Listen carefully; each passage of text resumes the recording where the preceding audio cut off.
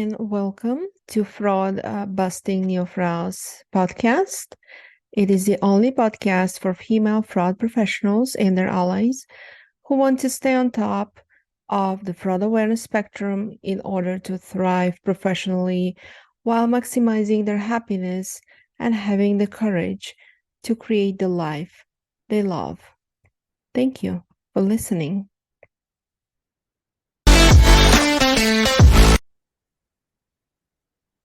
Hello, I'm Olga, and I'll be your host today. Today we have a guest, Michelle Markquart, and she's an expert in the topics of limiting beliefs and habits and how to manage those for your personal development, but also in a corporate environment, for example. But before we start with the questions, I'd like to give Michelle the floor and give her a chance to briefly introduce herself. Hello, Michelle. Hi, Olga. Thank you so much for having me today. It's my pleasure. Thank you so much for all your time and offering us your advice today for the audiences. Could you tell us more about yourself and what you do?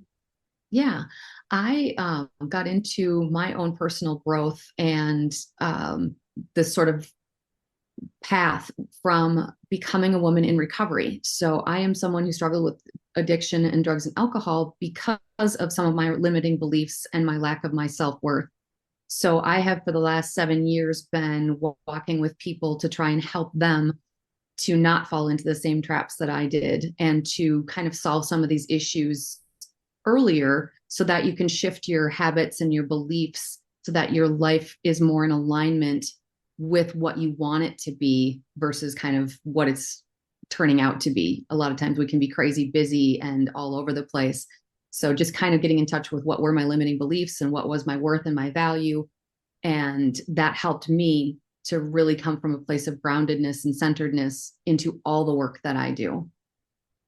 Thank you so much, Michelle. That's all very interesting and sounds important. I'm sure a lot of people can relate to this topic that we're discussing today with you. And without further ado, let me ask you the first question I'd like to ask, and that is, what can cause for people, in your opinion, to be trapped so easily in an existence of living, by their habits and limiting beliefs and not making changes?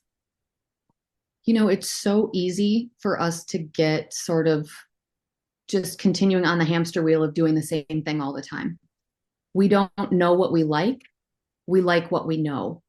So what's familiar is very easy to stick with. And I think a lot of times we don't even realize what the limiting beliefs are. And one of the things that I learned in uncovering some of these things was what were the things that I held in my mind and in my heart about me and about how I thought I had to show up in the world, or what did it look like in order for me to advance in my career? I thought I had to follow a certain path or the way somebody else did it. And sometimes it felt like you're putting yourself into somebody else's box, and maybe that doesn't fit for you. Maybe there's another way for you to go about getting the goal that you want. So, really digging in and asking yourself the questions of, what do I believe? Well, I thought I had to show up in a certain way as a mom, as an entrepreneur, as a community member. I was trying to make myself fit into what society kind of told me that should look like, rather than asking myself what felt right, what looked right for me. And uncovering some of those things really helped me to identify what was mine and what had I adopted.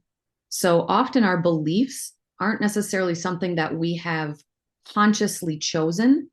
Often they are something that is sort of inherited from outside of us, either from our family of origin, our parents taught us to be a certain way, or society says this is what you've got to do and be to be accepted.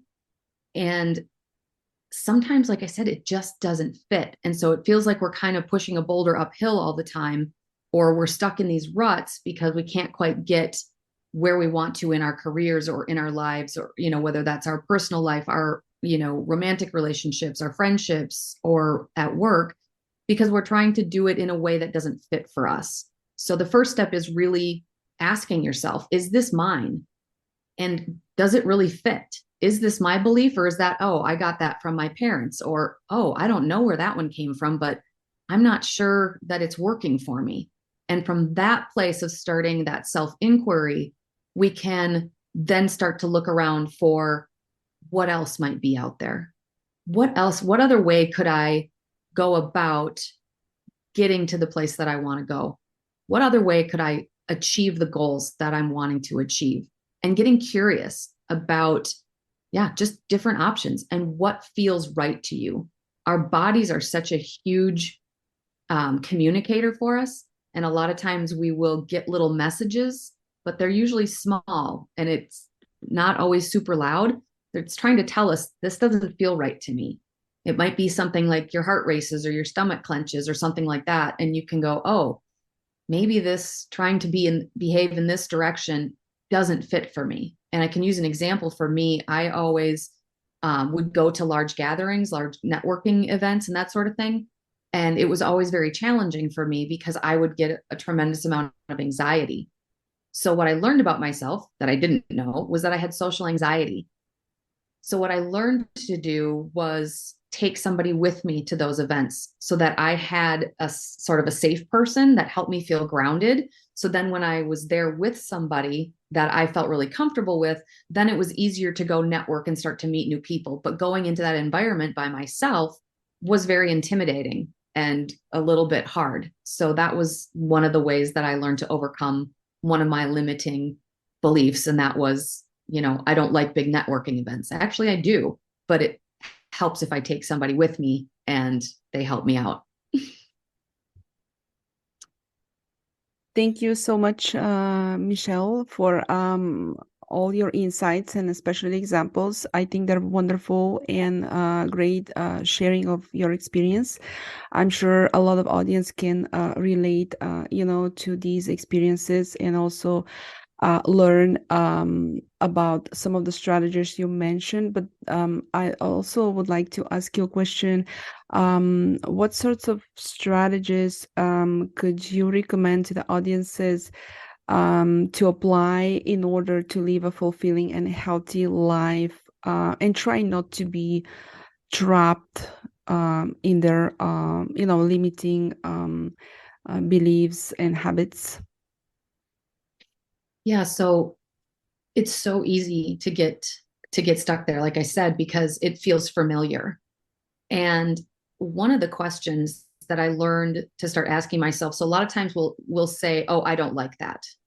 Like for example, for me going to a large networking event. Well, I don't like those, which can limit me in my business. Instead of just believing that, asking myself, what else could be true? What else could this be telling me?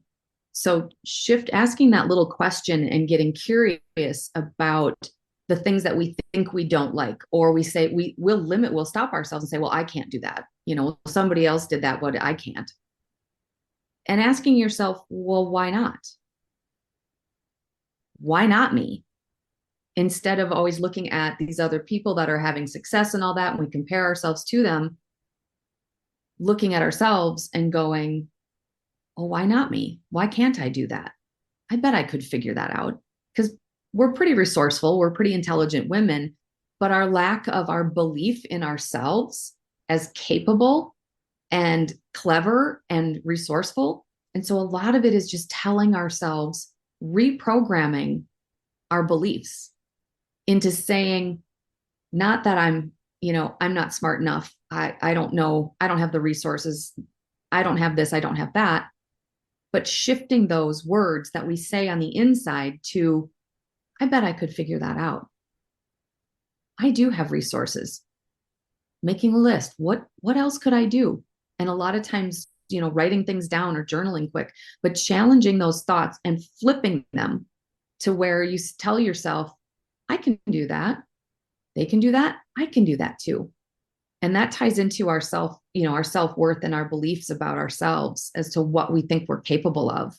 And a lot of times those limiting beliefs are tied to that, where we think that we don't have the same resources, or whether that's, financial or intellectual or, anything. We can stop ourselves by thinking we don't have it. And again, challenging that belief by saying, what could I find? I bet I could figure that out. How else could I go about doing this? And just getting curious about it and flipping those thoughts to empowering thoughts about, I can do this. I am capable.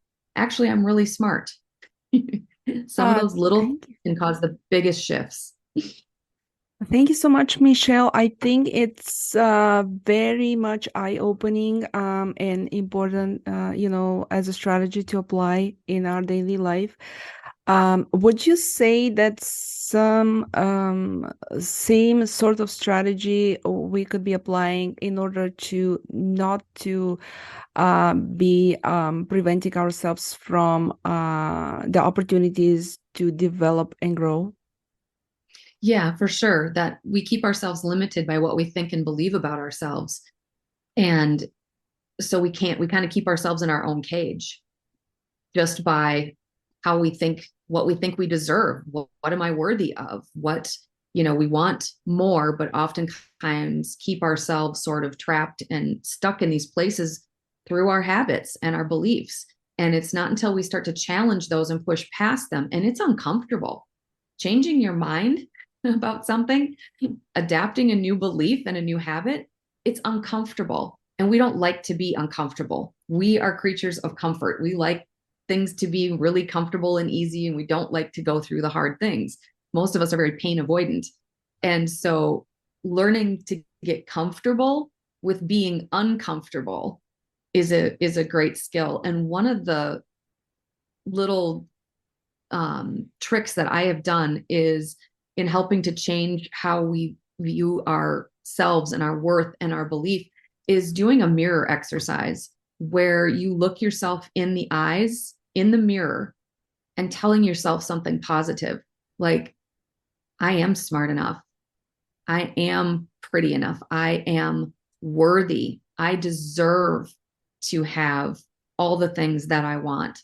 And it's a very powerful exercise. And if you can even get to the point to looking in your own eyes and telling yourself that I love you, it builds your self-esteem and it builds our self-worth, and it gives us the courage to then go into that place of being uncomfortable and sort of stretching ourselves emotionally to that place where we're willing to push past our limiting beliefs and our limiting habits into something bigger and more. Because when we can start to build ourselves up on the inside, it changes everything on the outside. We're always working on trying to change things externally, and the place to start is actually internally. If you want your external world to shift, we have to shift the internal, the narrative, what we're saying to ourselves, how we're showing up for ourselves or not. Especially as women, we so often put everybody else first and not take care of ourselves. And so taking the time to make sure we do that in small ways, like doing the mirror work or setting a really good, healthy morning routine that is supportive, whether that's getting up, 30 minutes before everybody else does and taking time to have a cup of coffee, read, journal, do some meditation, something that just grounds us. Those things are all supportive for doing the harder emotional work of challenging our limiting beliefs and to stretching ourselves into that self-growth arena. Thank you so much, Michelle, for all your advice and strategic, ideas for us, for the audiences, for everyone, in my opinion. That was so wonderful, to learn from you, and having you as a guest today. Thank you so much. Thank you, Olga. And thanks everyone for listening today. Stay healthy and happy. Bye bye.